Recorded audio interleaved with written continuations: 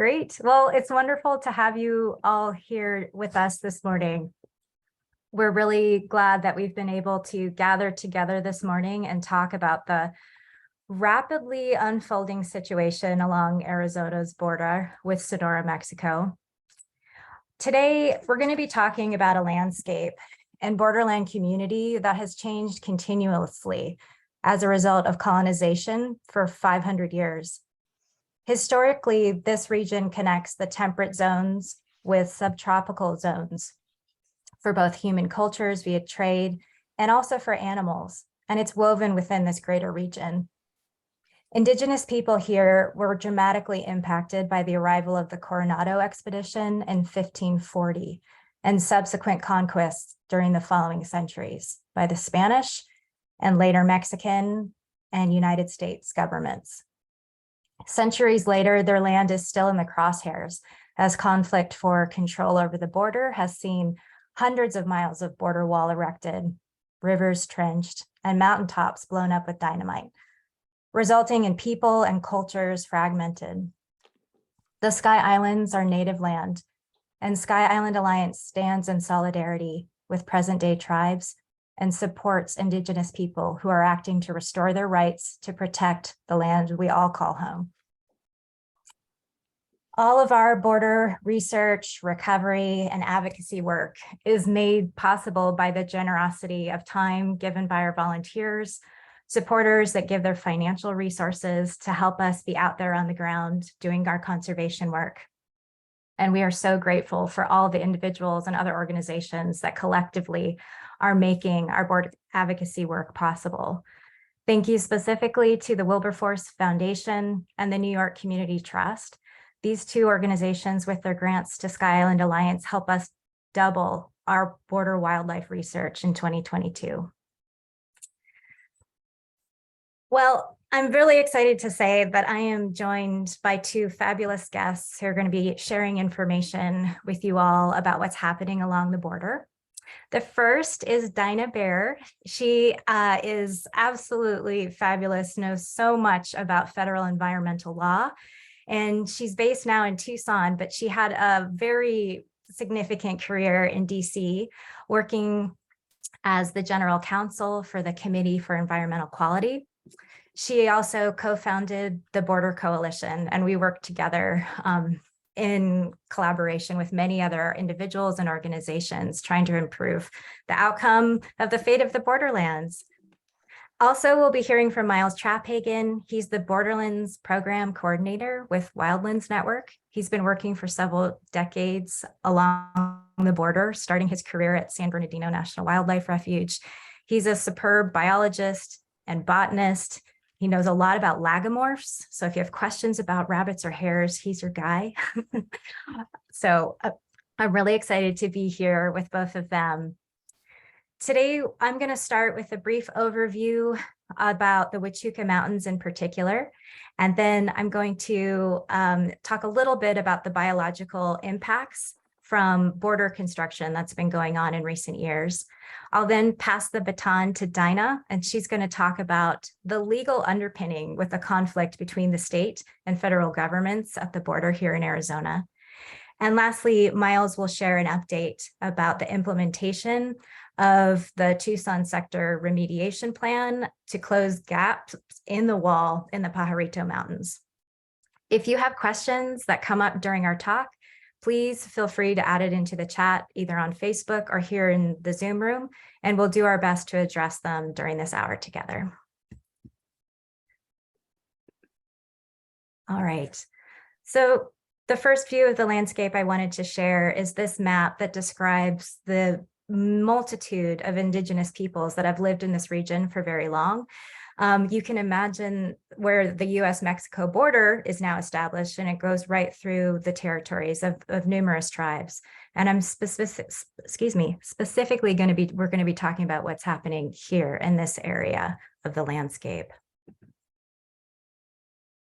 It's truly beautiful along the border.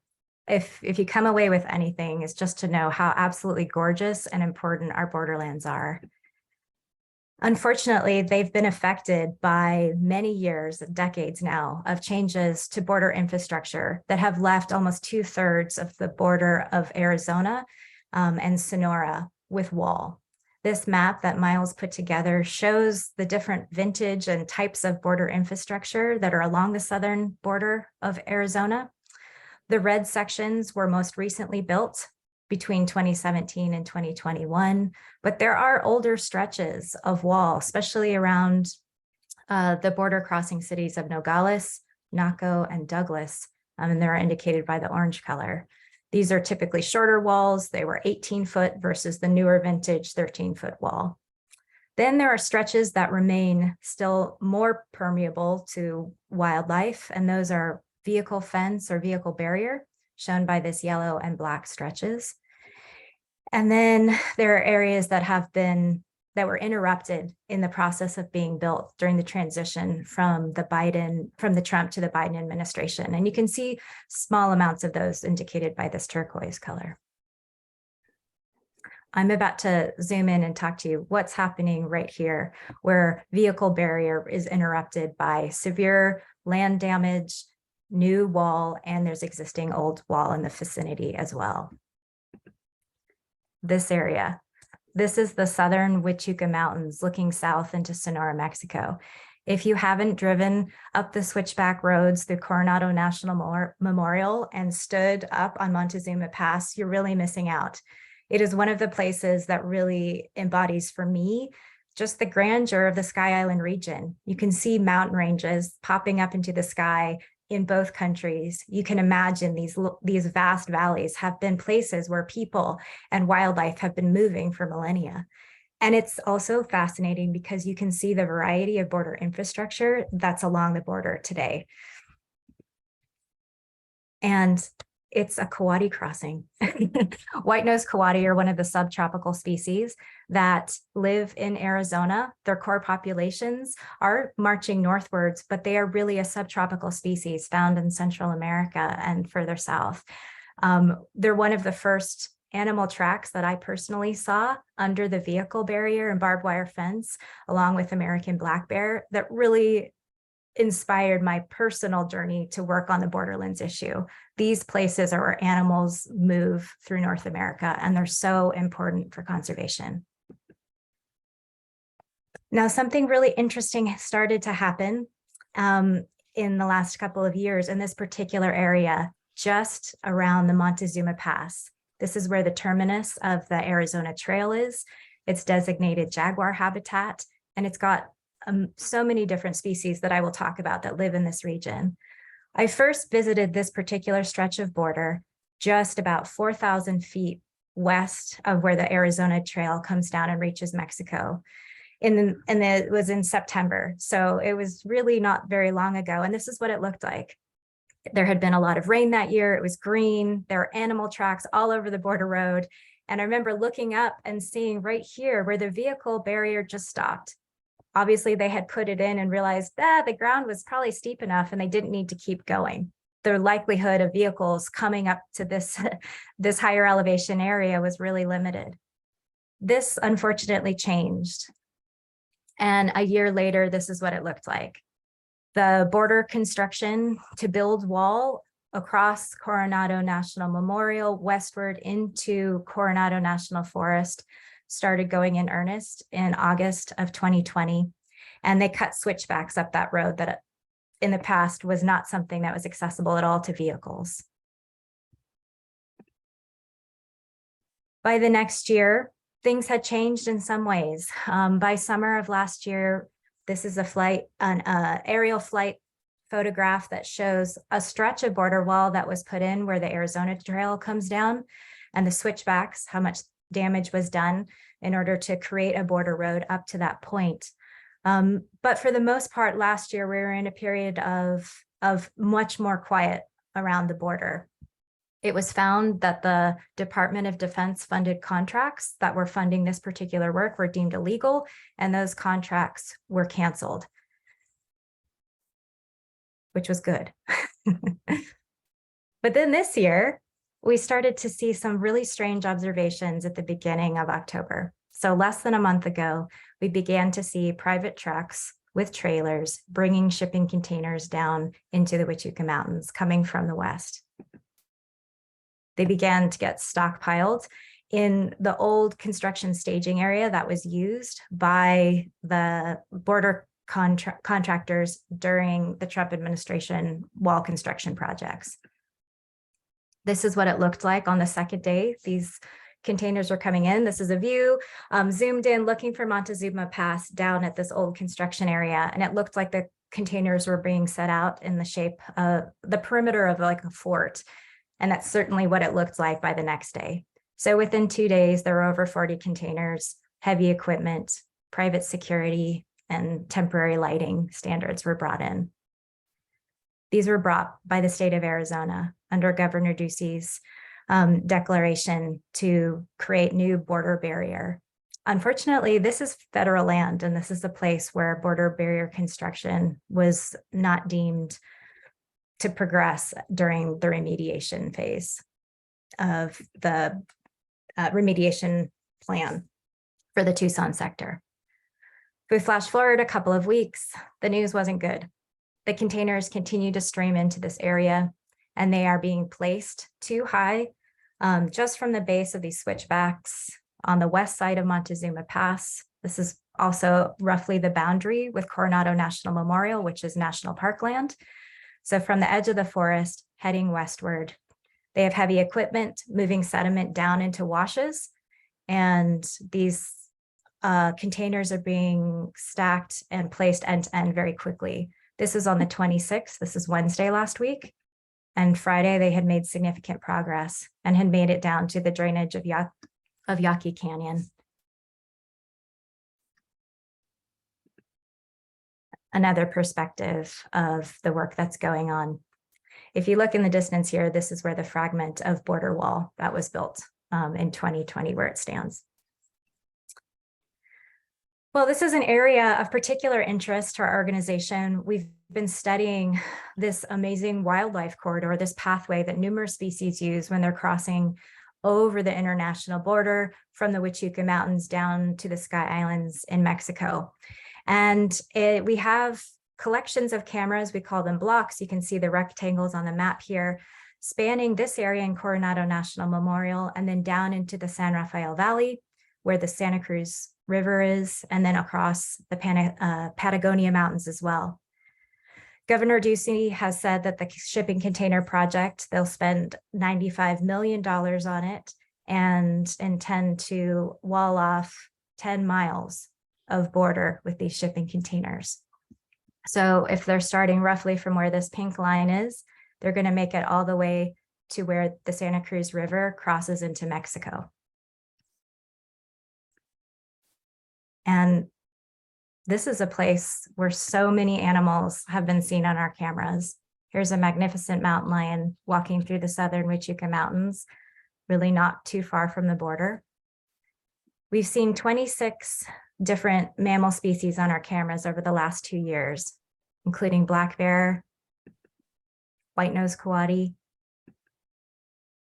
both mule deer and white-tailed deer, bobcats, gray foxes.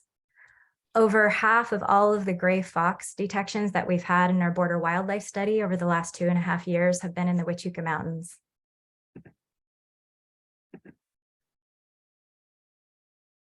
We just love seeing them on camera, so I had to share.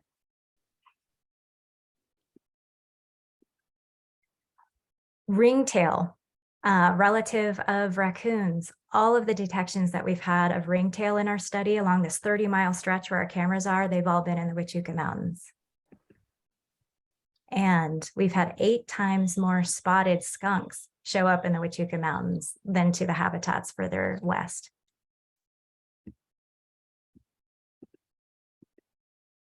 We've also had a tremendous number of bird species. We've had 27 different birds, including the cuckoo have been on our cameras. So this is an incredibly important avian habitat and flyway for numerous species. And there are I believe there are 26 different listed bird species that find habitat in the Huachuca Mountains. And finally, I just wanted to share that in addition to the amazing diversity that we've seen, there's a lot of animal activity that is happening in this corridor that is still in places passable to wildlife and so important in our Sky Island region. The graph on the top from west to east shows the number of detections of animals we find per day in these blocks of cameras. And these are the two Huachuca Mountain camera blocks. I want to bring to your attention the fact that this one in particular on the western slopes under Montezuma Pass, where I showed you those switchbacks that were cut in, this is the only place in our study where this year we've seen an increase in animal activity. I can't emphasize enough how important that is. We had animals that were not as common on cameras after the really significant drought of 2020 and even into 2021. And this is the first place where we're seeing an increase in wildlife activity, which is showing that this habitat is important. There are many animals around, and protecting the cross-border connection for all of these species has never been more important.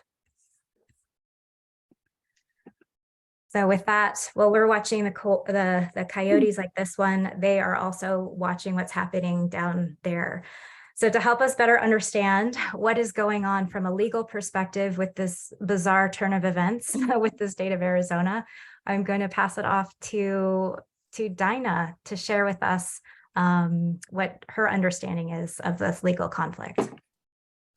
Thank you, Emily. So the activity that Emily just showed you is happening in an area that goes under the nomenclature of the Roosevelt Reservation. I'm going to try and do 4 things in my talk this morning. One is to explain what the Roosevelt Reservation does and what it does not do. Second, to explain what Governor Ducey is asking a federal court to do. Third, to discuss some of the legal issues surrounding Governor Ducey's complaint that he's filed in federal court. And finally, explain the federal response to date and the process associated with the litigation related to these actions. So President Theodore Roosevelt signed the Roosevelt Reservation on May 27, 1907. I want to spend just a minute on context here. What was happening in 1907 that stimulated this development? Up until the early part of the 20th century, there really was no systematic accounting of who was crossing the border. It was not illegal for people from Mexico to cross the border. There was no law enforcement there on a regular basis. That started to change in the very early 1900s. The first law enforcement unit, a group of 75 mounted inspectors, mounted on horses, was established in 1904, and the Congress passed the first Immigration and Naturalization Act in 1908, establishing the Immigration and Naturalization Service. So what was happening at the U.S. Mexico border that was causing the country to pay any attention at all? It was Chinese crossing over the Sonoran Desert through Mexico, trying to get into the United States. Just a very brief thumbnail of why. In the mid-1800s, the United States signed a treaty with China, asked China to send thousands of workers over to build our irrigation and mining systems in the West. There was a huge backlash. There was lynchings from Tacoma, Washington to Tombstone, Arizona. And Congress passed the Chinese Exclusion Act, which was intended to do what the title suggests. But Chinese were still trying to get into the United States, both for the jobs that were available and to join family members who had already moved here at the United States request. So there were Chinese crossing the border, trying to disguise themselves often as Mexicans, because again, it wasn't illegal to cross them. So the mounted inspectors were actually called the Chinese mounted inspectors. They weren't Chinese, but they were looking for Chinese. At the same time, the West, of course, was being developed, and there was lots of ranching and mining, as those of us in Southern Arizona certainly know. And some of the accoutrements of those activities took the form of facilities in the border area. If you go down to Oregon Pipe Cactus National Monument today, you can see cowboy line camps literally at the border. So that all of those two kinds of developments were causing some concern about keeping the immediate border area free from obstruction, so that there could be law enforcement activities in that area. So again, in 1907, President Roosevelt signed this Roosevelt Reservation, which sets aside 60 feet from the border or from the margins of any river or stream that contains the boundary, like the Colorado River significantly, to be kept free from entry, settlement, or other forms of appropriation and free from obstruction. There were exceptions if somebody already had a grant or a right-of-way that was recorded in the General Lands Office, or if there was an earlier reservation that was repugnant to those purposes. But other than that, the only permitted use within the Roosevelt Reservation is a public highway. Now, what the Roosevelt Reservation does not do is add to federal lands, because by its very terms, it only applied to federal public lands. It also doesn't authorize border wall. In fact, Texas, the Rio Grande Valley has much border wall and Texas has no Roosevelt Reservation at all. I should have said this applied to the state of California and the territories of Arizona and New Mexico. But places where there is no Roosevelt Reservation, either because it's in Texas or because there were other land holdings at the time at the boundary, are simply subject to federal eminent domain. There was a particular provision passed in 2005 facilitating a very quick eminent domain suit for purposes of obtaining land for border construction. So all it really does is tell everybody else to stay out of those 60 feet of land that was already public land. So what is Governor Ducey asking the federal court to do? Well, he's asking for a number of things. Some of these are on the alternative, and that's a very standard way for plaintiffs, by the way, to plead in a lawsuit. Public interest groups do it all the time too. So I'm just going to state briefly what all of his requests are to the court. First, to declare that the Roosevelt Reservation is unconstitutional and that the land is not federal. Secondly, to declare that what the state is doing is constitutional. Third, in the alternative, to declare that neither the Forest Service nor the Bureau of Reclamation, the Bureau of Reclamation being relevant because shipping containers are going on Bureau or have already been placed on Bureau of Reclamation land near Yuma, Arizona. Fourth, in the alternative, declare that Arizona has concurrent jurisdiction over the Roosevelt Reservation with the appropriate federal government entity. Or in the alternative, declare that the Forest Service and the Bureau of Reclamation have only an easement over the area of the Roosevelt Reservation and that the land is actually state land in the Roosevelt Reservation. Or in the alternative, declare that the circumstances on Arizona's southern border, which he characterizes as a criminal and humanitarian crisis, presents a public nuisance on the southern border, which the state is authorized to abate. And finally, to permanently enjoin the federal government from attempting to exercise exclusive jurisdiction over the Roosevelt Reservation. In association with these claims, Governor Ducey states that even if the Roosevelt Reservation is constitutional, which he believes it is not, that when Arizona was admitted to the Union, the United States did not retain exclusive jurisdiction over the Roosevelt Reservation. The governor also states in his complaint that the Constitution does not provide for the president to exercise his or her executive power to secure land or property without congressional approval, or even to exercise his or her executive power for the benefit of public welfare. public welfare is relevant because the Roosevelt Reservation starts off by saying it's in the public welfare to set aside this small area by the boundary. So the governor's legal perspective on the Roosevelt Reservation is, in my view, very misguided. His complaint describes the Roosevelt Proclamation as being titled, quote, setting apart as public lands a strip of land on the Mexican frontier, setting aside as public lands. Now, I've had the Roosevelt Reservation taped up by my computer for many, many years because it's so misunderstood that I just wanted it as a handy reference.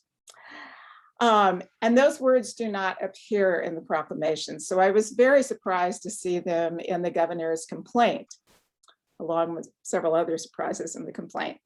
And I Googled several versions of the several copies of the proclamation on various websites, not in it. So I finally Googled that particular phrase.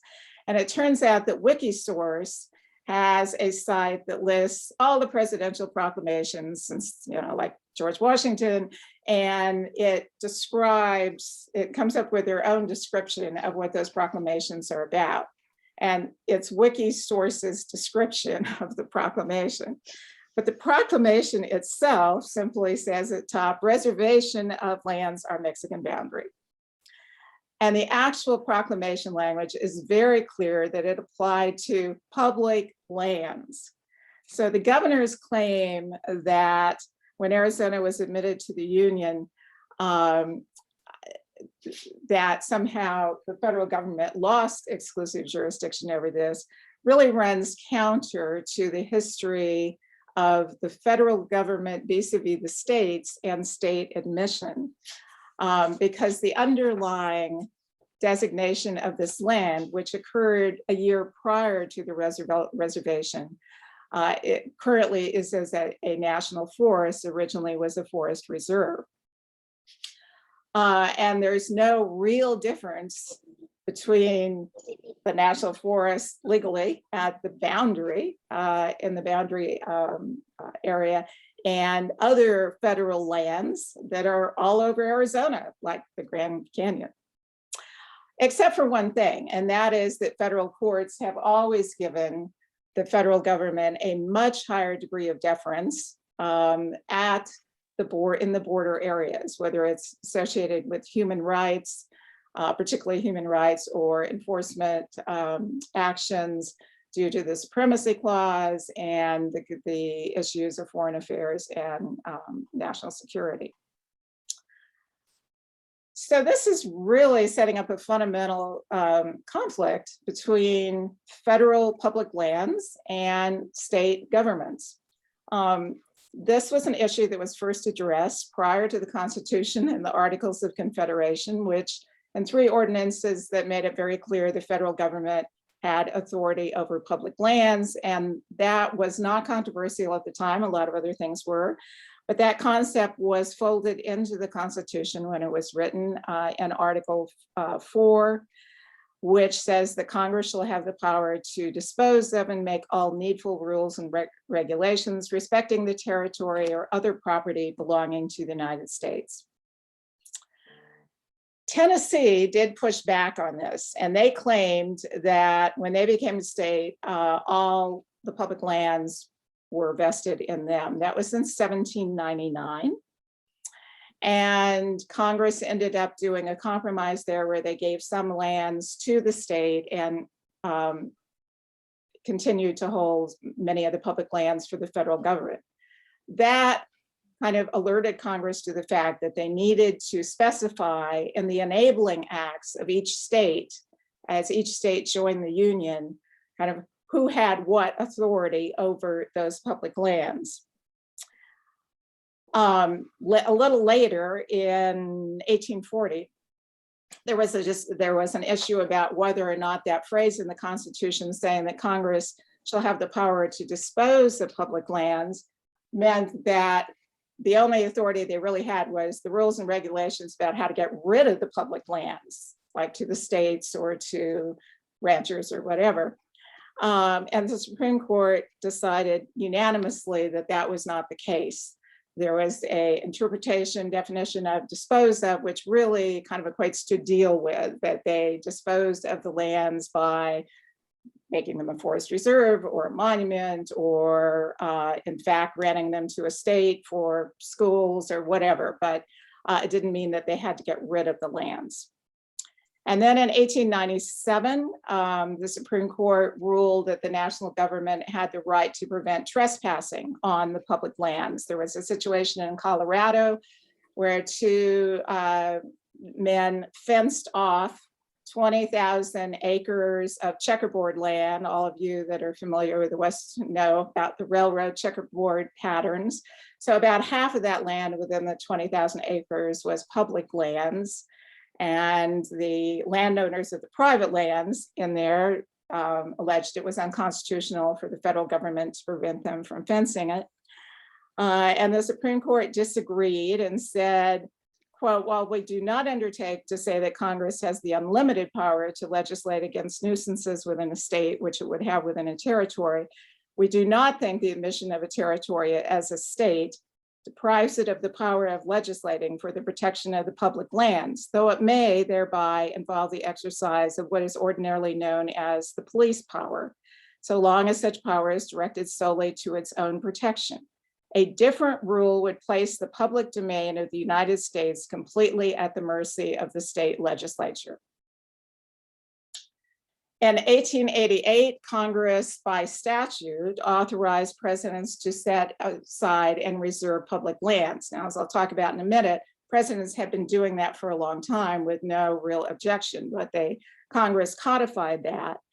And by 1906, many components of what is now called the Coronado National Forest had been designated by President Roosevelt as forest reserve. Or reserves. And in 1906, again, a year before the Roosevelt Reservation, President Roosevelt designated the Huachuca Forest Reserve in the area that the shipping containers are going in now. Arizona became a state actually in 1912, Valentine's Day, 1912. But its enabling legislation was passed in 1910. And it states that, quote, the people inhabiting said proposed state do agree and declare that they forever disclaim all right and title to the unappropriated and ungranted public lands lying within the boundaries thereof. So back to the reservation, because Governor Ducey, of course, is focusing on the reservation as opposed to the fact that the underlying land is actually public land. From the very beginning of the United States until the middle of the last century, presidents made a variety of reservations for a number of reasons. Congress did too. And there was no statute that particularly prescribed how the president should do it. But there was also no ruling from the Supreme Court or no real pushback from Congress that they couldn't do that.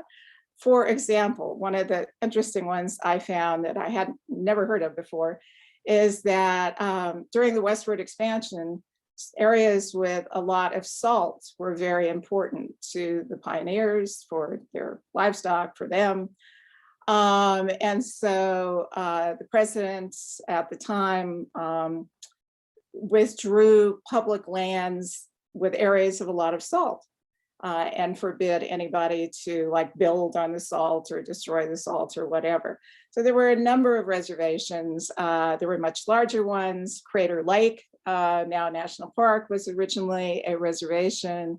The Southern Sierra Nevadas were originally a reservation.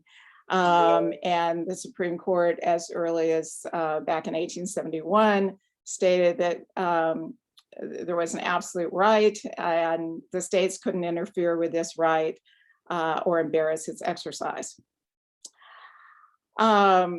More recently, Congress has set limits on some time limits and some procedural requirements on how presidents make reservations or withdrawals. Many of you are familiar with the issues about withdrawing uranium mining around the Grand Canyon, but all of that is, first of all, it's still allowed, but the procedural requirements are certainly way past 1906. So it's very hard, and the complaint doesn't really lay out the argument as to why the governor feels this reservation is illegal, other than saying Congress didn't authorize it. But again, Congress had already authorized the president to reserve the land as a forest reserve, and the Roosevelt Reservation simply reserves 60 feet of that public land, which was a forest reserve, etc. So part of the governor's complaint also challenges what federal agency might have jurisdiction in the Roosevelt Reservation should it be found to be constitutional. And the argument he makes there points to a memorandum of agreement that was developed by the Department of the Interior in 2006 and signed by Interior, Department of Agriculture, and the Department of Homeland Security. I'm very familiar with that MOA.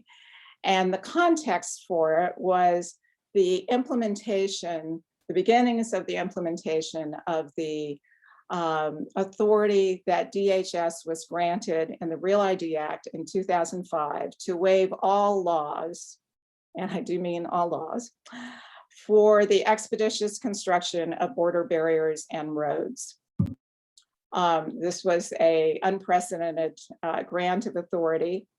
And obviously all along the border, except for basically Texas, there's a lot of public land.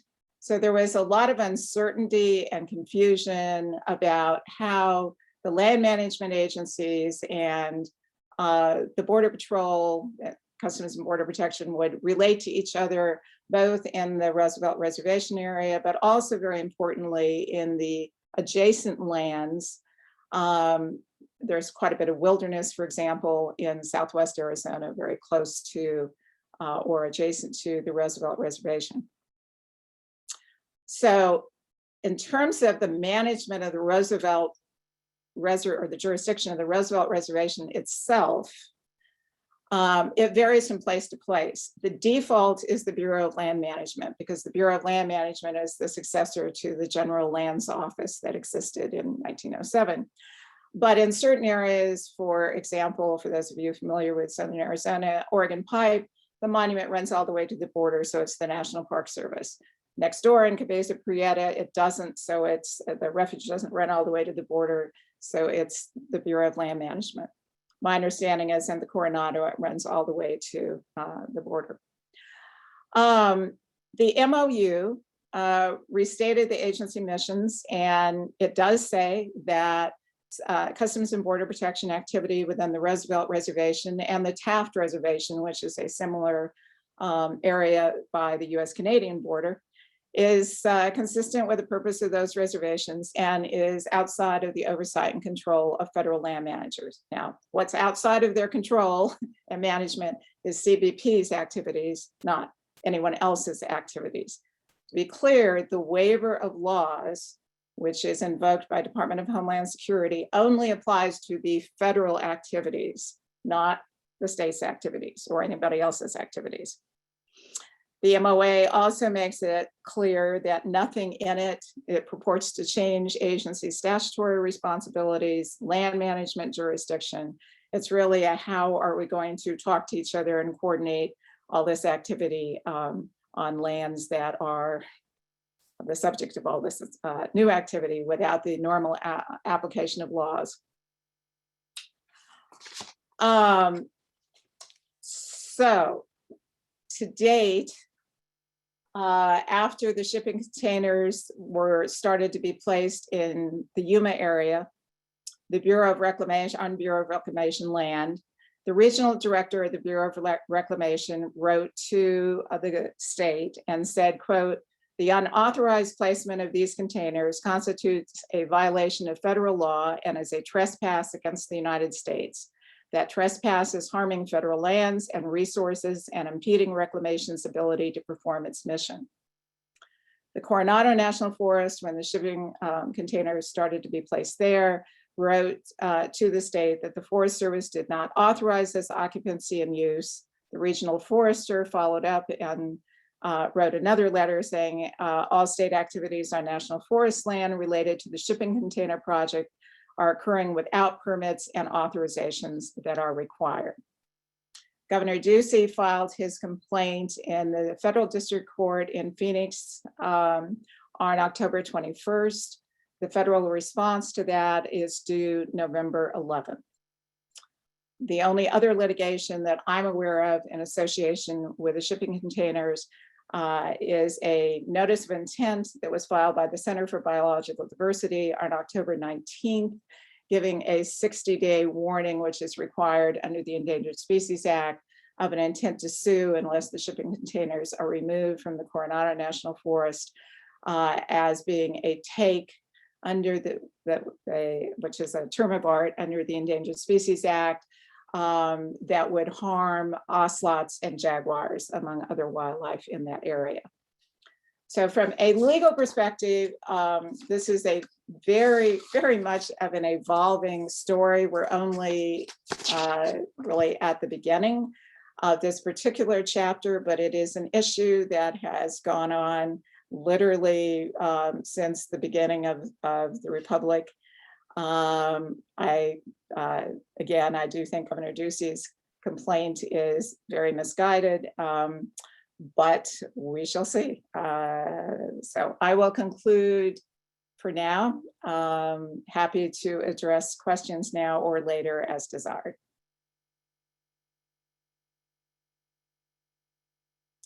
Emily, you're on mute. Yeah, that's right. Thank you so much, Dinah. Well, I know all of us are going to rewatch what you have described because you have so much information in there. And for those who have asked, we will be sharing the recording later today. So that'll be circulated to your email. There's a question, Dinah, about which federal court is the lawsuit happening in? Federal District Court in Phoenix. Great, thank you.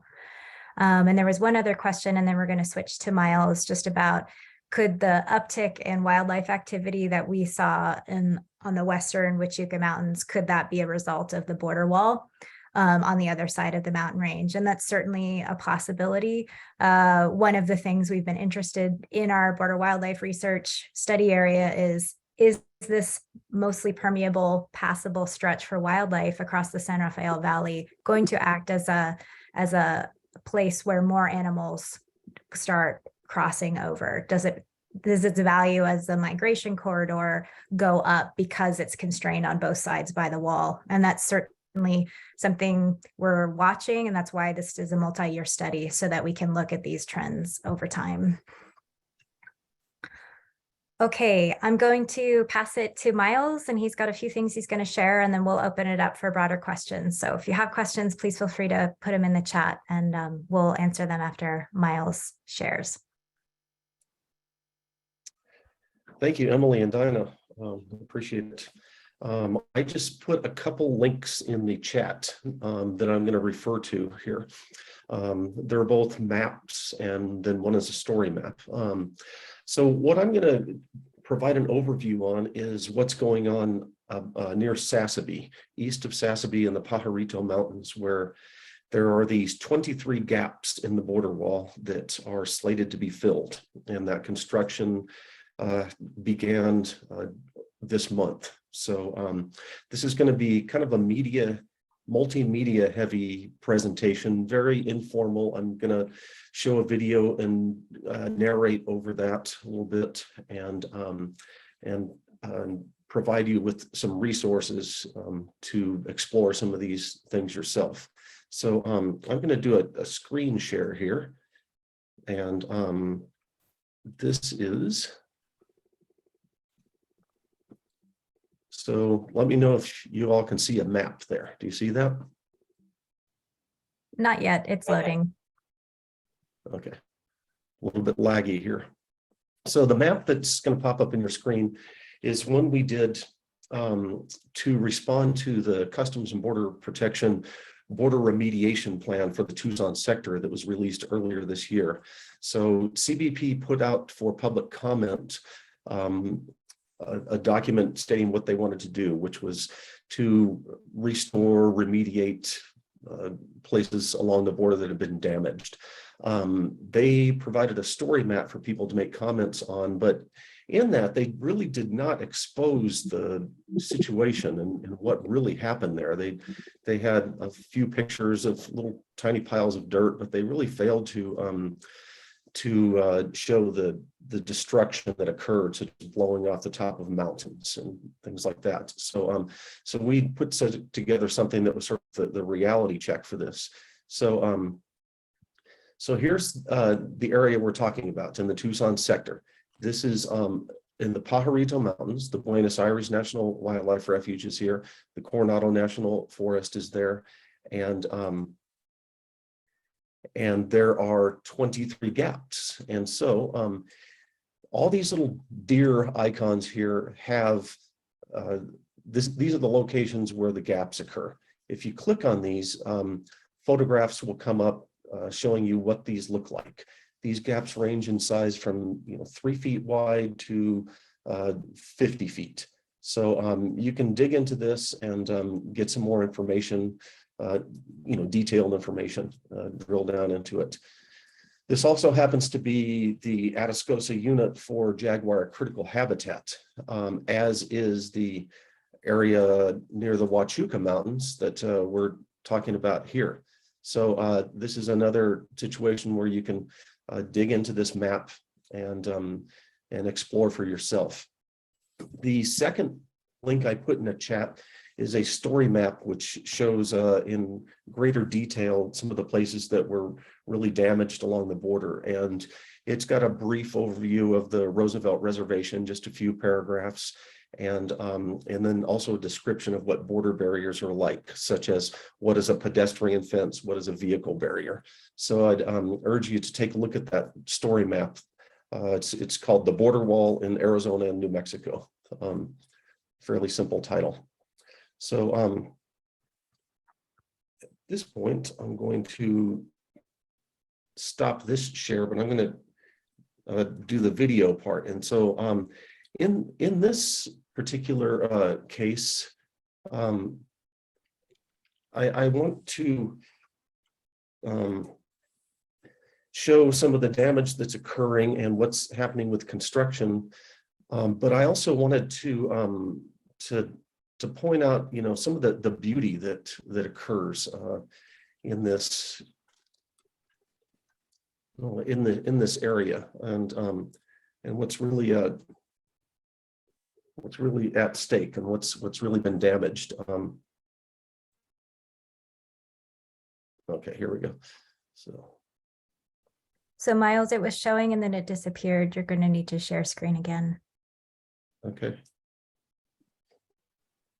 Just give me the nod when you think this is going.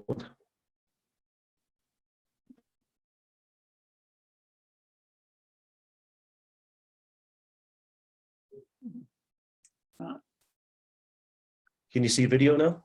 Not yet. It says it's loading. There it is. Okay, so there you see a steamroller. So they have not officially announced that they're working here, but they are definitely working in this area. They have a staging area that they have constructed, and there's a lot of heavy equipment, and they are improving the road and to fill in these gaps. And so here's one of the gaps you can see in front of us. This happens to be the crossing of the Rio Altar. So this is a very important drainage. You don't see much water in it right now because the water is probably about 3 feet below the surface. And here's another drainage here that does have water. It's lagging, Myles, so it just showed us the wash. Okay. It's probably because it's 4K resolution, fairly high bandwidth. So hopefully this will load. Yeah, we're caught up. Okay, great. So here's the Rio Altar. Water is the lifeblood of the region, and wildlife rely upon these water resources throughout the year, and this changes over space and time. Most people who live here realize that we have a very pronounced rainy season, and then two prolonged drought periods in the spring and fall. And so the need for wildlife to migrate in this region is crucial, and especially in changing climates and chronic drought. Wildlife need more space, not less, more than ever. Right in front of you, you see Cerro del Fresnal. They blasted through the top of the mountain here. They could have easily gone around. There's a road you might be able to see off to the very left-hand side. They could have gone around the mountain, but instead, at a cost of probably $40 to $80 million a mile, they blasted through that. I heard from a reliable source yesterday that this remediation project near Sassabee is costing $130 million. That's a staggering sum of money. And one thing I've seen is that the border wall construction cost keeps on going up and up and up every time they have a new project. Some of the original projects in 07, 08 cost about 1.2 million a mile, but now we're upwards of 40 million in several places. This is the Atascosa Mountains you can see in front of you. That's all jaguar critical habitat. This is the home of Macho A, Macho B, and probably a lot of other jaguar came up through this particular corridor.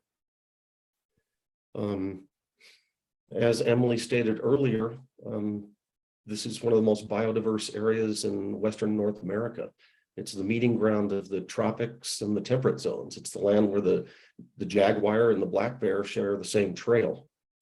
In essence, it's truly in my view, it's the heartland of North America. The term border and borderlands can sometimes be a loaded term because, it connotes, a boundary or a place that's, that's the end, that's the edge. But in actuality, this is where many things are meeting, languages, cultures, food, animals, plants. In fact, on the north side of Cerro del Fresnal, there's a population of chiltepin pepper that was discovered last year. And we're pretty sure that this might be the most northwestern population in North America. Who knows if there were populations of these that were blasted through.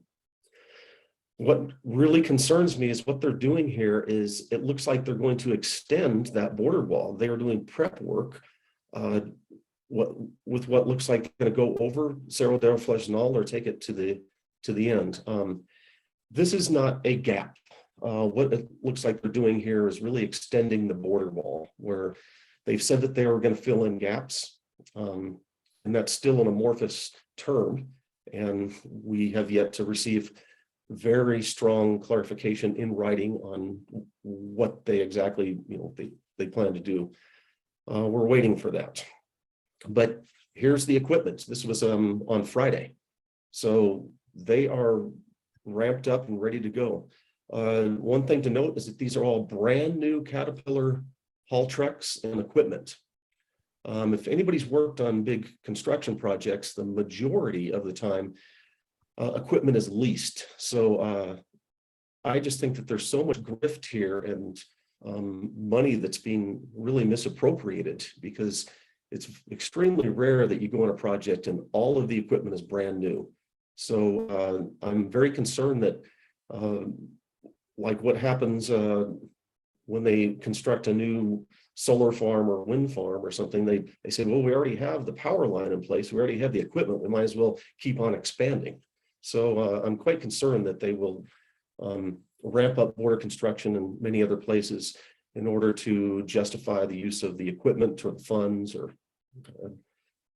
what have you. So that's all I have here. I'll be glad to entertain any questions. I'm usually easy to track down. Just look Wildlands Network website and you can get a hold of me if you have any specific questions. Thank you, Myles. We do have one question for you. Was it just one chiltepin plant that was found on the peak, or was it a population? It's a pretty big population, hundreds of plants. That's good.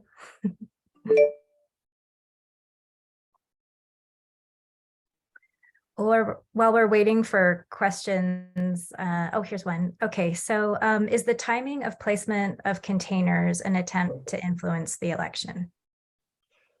Of course it is. It's all about the election. At San Bernardino Valley, I remember back in summer of 2020, I asked a foreman on the construction crew, I says, when's the completion date? He says, oh, by the election. I mean, what is that? Speaks volumes there, that essentially the border wall was the most expensive re-election prop in US, if not world history. That's pretty much what it is.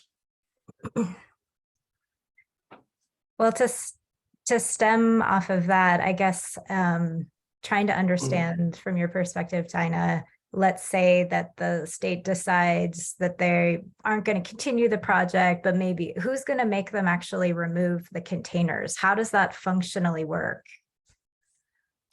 Well, there's several laws. The Bureau of Rec cites two sets of regulations in their letter.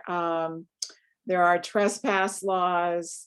There's a 1885 law called the Enclosure Act, which would seem to have some potential relevance here. All of those laws are enforced by the federal government. So we'll have to see what the response is on November 11th. But if in fact the state either changes their mind or the court rules the state's activity is illegal, hopefully the federal government will order it out. That's the way it generally would be done. I know that there are lawyers considering whether or not there are any mechanisms where private parties could pursue that, but the typical way to handle it would be the federal government. Okay. There's a question about where are the containers actively being placed right now, and I shared in the chat that to the best of our knowledge, they're being placed just west of the Montezuma Pass in the Sierra Vista district of Coronado National Forest. A couple of more questions. What happened to the 2009 to 2013 Border Patrol radar towers built to protect the border?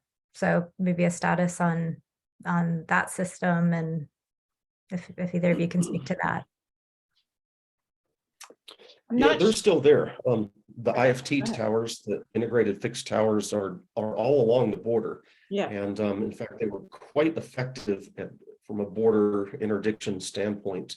And from conversations I've had with Border Patrol agents in the field, the border wall actually interferes with the function of the IFT towers because of the ground scanning radar and infrared, because one, the wall holds heat at night, and two, radar likes metal. So they've essentially, negated a substantial percentage of their electronic surveillance capabilities by building the border wall. Okay, thank you. John Kirk in the chat has shared that shipping containers are being staged near Keno Springs. So that's new information that I wasn't worried about, but not good. That's on the western side of the Patagonia Mountains and the east of Nogales. This is a question that I know many of us are thinking. I'm going to ask it of you, Dinah. Is there an action that individuals can take at this moment to address this challenge? Well, again, in terms of getting the shipping containers out, if that's what the person is referring to, it normally would be the federal government. It's the trespass laws, the other laws were written specifically for federal government enforcement. So again, there's a number of lawyers looking at other possibilities, but that's where we are at the moment. Hopefully things will, develop November 11th and thereafter. We obviously want the shipping containers off. But in terms of what private citizens can do, I mean, obviously they can let their feelings about this be known to the governor, and to the agencies, the federal agencies involved. But it's the state that's doing that. So, that would be my first thought, is let the governor know how people feel about it. Mhm. And vote on November, vote now or no later than November 8th. That's right. Just one clarification question about the actual trespass enforcement. Would that be Customs and Border Protection, Border Patrol, U.S. Federal Marshals? Who would actually? The Department of Justice usually. Okay. I mean, the Department of Justice represents all of those agencies, and they would sort out, I mean, either a court could order them removed and they would order the state to remove, or the Department of Justice would advise the agencies on the exact procedure for ordering removal. Okay. Well, I think I can share that many of us are waiting for that to happen with bated breath. We're about out of time, so I just want to extend a hearty thank you to Dinah and Myles for sharing what you know about the border right now. Again, so grateful for all of our supporters that are allowing us to spend this time and attention and energy on the border work. If you're so inclined to support our border efforts, please consider sponsoring a camera or helping our team do surveillance along the border. We're watching everything that is happening so that we can get this information to you and decision makers. Yeah. With that, oh, go ahead. You bring up a really good point, Emily. I just want to emphasize for that, particularly for people that are in Arizona or familiar with the Southwest, an awful lot of people in the rest of the country, including Washington, D.C., are not familiar with this area. They think there is nothing at the border except dirt and crime, and they are shocked to find out there's wildlife and national forests and monuments. So it's real, the effort the Sky Island Alliance and Wildlands Network are doing to document what's at the border is actually very much part of the solution to this whole border issue, to make people realize that we have incredible natural treasures at the border. Thanks. Thank you, Dinah. Thank you all. We will send out a recording of this presentation so you can share it with friends and family and rewatch it to get all of the facts straight for your next cocktail party. Wishing you the best and hope we all get through the next week and the lead up to the election. Take care.